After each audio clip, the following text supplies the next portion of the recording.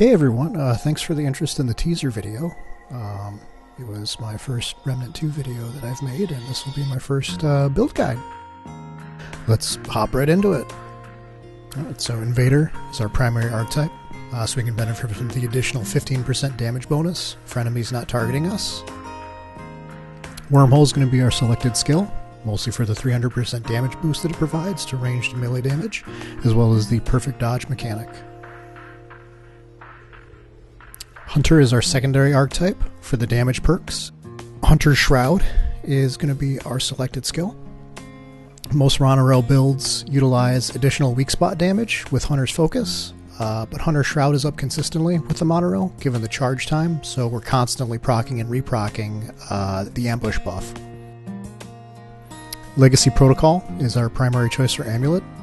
The reduced skill cooldown paired with longer skill duration allows for an actual damage rotation, something that not all Monorail builds have had up to this point, at least from what I've seen. For shorter fight durations, the alternative amulet is 0 hour for the additional range damage and critical chance. So if we know the boss fight's going to take less than 20 seconds, I would recommend 0 hour. For everything else, I would recommend Legacy Protocol. Akari Warband is our first ring. It's an obvious pairing with the perfect dodge mechanic that accompanies using the Wormhole skill.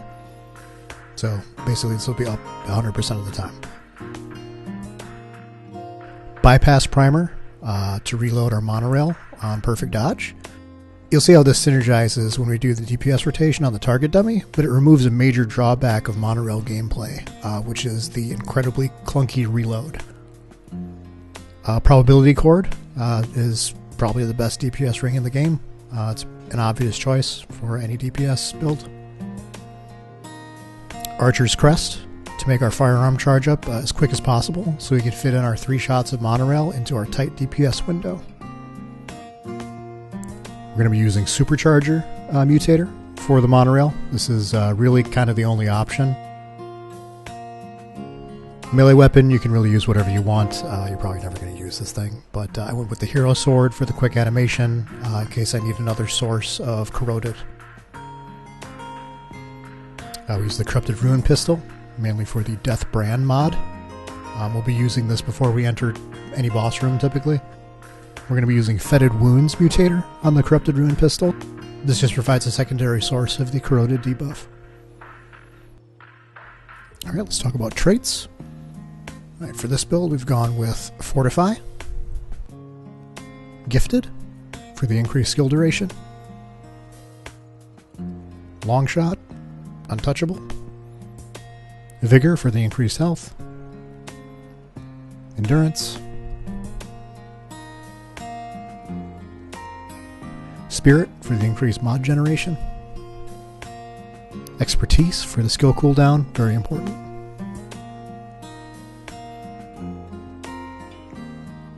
Chakra for increased mod duration, Leech to increase lifesteal efficacy, Siphoner to increase our lifesteal, and remaining points into Insight to help smooth out the mod regen. We're also going to be using Fairy Needles as our primary short cooldown consumable.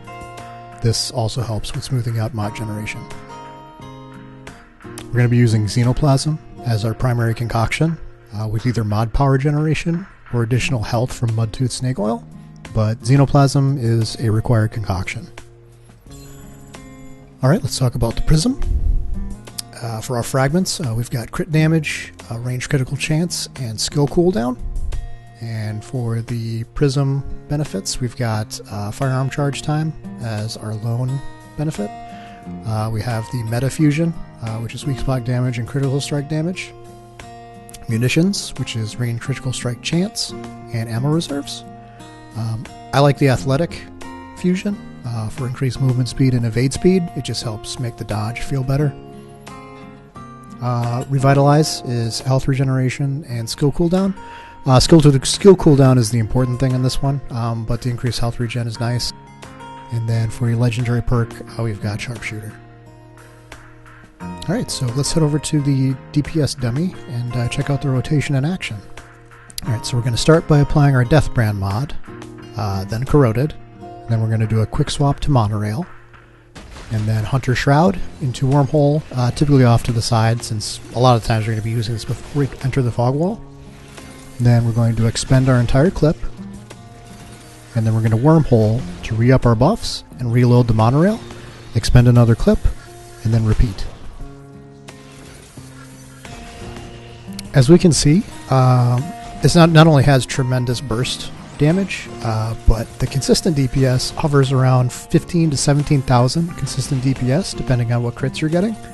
So based on other videos that I've seen in the community discussing highest DPS builds possible in Remnant 2, this puts this at the top as far as I know.